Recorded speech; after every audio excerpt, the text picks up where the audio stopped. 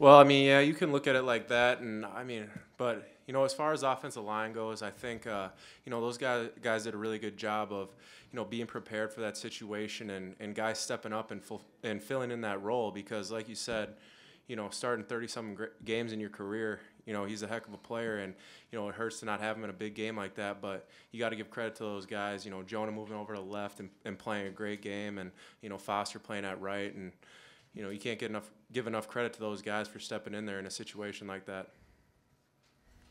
Do you think this defense is capable of holding that offense to 23 points? Yes.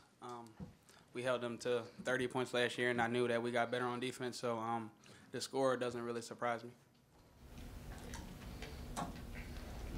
Brian or Mitch, I mean, number 2 team in the country played them to 6 points. Just not obviously disappointing, but is there anything to take away from it moving forward? Yeah, I mean, offensively, you look at some of the opportunities that we missed, and look at the end of the game, get an onside kick, and we got momentum going. We go down there and score the football. We always believe there was no doubt in our mind at all during this whole week of preparation, all of camp, the whole entire game today. No matter what was happening, we thought we were going to win that football game, and obviously sometimes things don't go the way you want them to, but I think overall as an offensive unit, if we clean up some things, we're going to be great offensively. Rodney, how many butterflies? None, actually. I was surprised. Coach Kill said if the first game you're not nervous, then you're not human. So I guess I'm a machine. It seems like a lot of guys on defense make big plays, whether it's Julian Hobb, Eric Price. Does that show the depth and maybe the speed of the defense? Yeah, I think we had some guys flying around, had some guys making some plays. I was really excited to see Cody also out there making some plays. Ace making plays as well, getting calls out. I think we had some guys that really stepped up, and I think from here we're just going to get better. Mitch, the turnovers, how difficult was that? I mean, you have one, you're going right into the end zone, and then you're just kind of led to some points to walk away, losing a tight game like that, and know you had left a few points on the table. Yeah, I mean it's tough. It's tough, but it's a game, and things like that happen in a game, and you can't dwell on it. We got to move forward, but obviously definitely plays you'd like to have back, but we're gonna keep moving forward and keep getting better. Rodney, they talk about this difference in speed of the game between high school and college. It didn't seem to affect it. Can you talk about the speed of the game tonight? I feel like redshirting helped me a lot. I learned a lot from these older guys, coming in, just learning what to do. And knowing what to do as well helps. So it wasn't that much of a challenge tonight. So, yeah. Mitch, how do you balance the end result in losing with the fact that you guys were a touchdown away from a team that's picked as the second best team in the country? Right. I mean, like we said, we clean up a few things here and there, and you come out and next game you're not going to have jitters like you have in the beginning of this game, and when we go down and we score right away in those upcoming games, and we just keep improving and keep coming to work every single day at practice. I mean, our offense, we believe, we know we're going to be great, and we'll just keep getting better. Brian Boykin, obviously, he's impressed you in the past, and just, I mean, what do you think about the kind of game he played tonight? He made very smart decisions.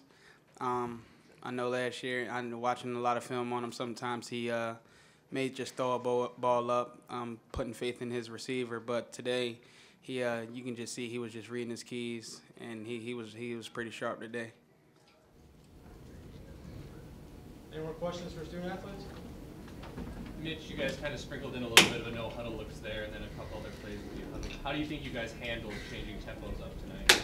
I thought it went really well. We, it's something, you like to be able to do to speed things up like that, and we were able to get some good looks from their defense that we wanted to get, doing some of that no-huddle stuff. But, hopefully, it's just something we can keep getting better at and be able to use more often, and get some of those quick throws out there, quick hit and runs, and I liked it. It's fun for a quarterback, obviously. Just get signals and just stand there and just go to work. But there's a game plan behind everything.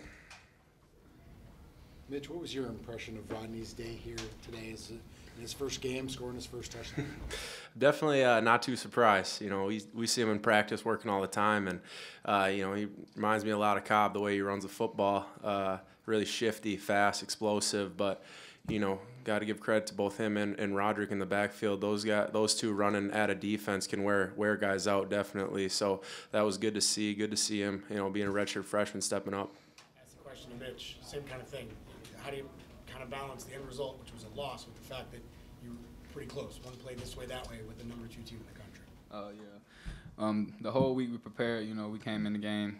We know it was going to be a tight game, so, you know, just those missed opportunities. Coach preached on turnovers, missed opportunities that was going to lose you the game. So, you know, it's something that we can't dwell on, but we know that we can be a good team, and we clean up those mistakes and we'll be fine. Can you speak a little bit about the mistakes, as Mitch mentioned that as well? What were you alluding to when you say that? Just the turnovers, protection up front here or there, missed opportunities in the passing game, missed receivers, guys, you know, not making those plays. You know, every ball's not going to be perfect. So, you know, guys, what we preach on in the receiver room, you got to make the quarterback look good, even though, you know, you might not get a perfect ball here or there. So our job is to catch the ball. So, you know, we're hard on ourselves, and we take that personal. KJ, what was the mood post-game in there? You know, it definitely wasn't people hanging their heads. You know, guys had some positive attitudes because we knew that we're going to be a good team. We just played a great team. You know, we're going to be a great team as well, you know. So guys were just positive, ready to come back out to work next week. One thing that Lime Grover talks about is not to overlook Eric Carter. He had a couple catches today. How is he kind of going to fit in with this offense? Yeah, Eric's just this is his first year really out there playing, so we just have to get used to playing out there on the field on game days, and he's just gonna come along. He's gonna get better and better each week.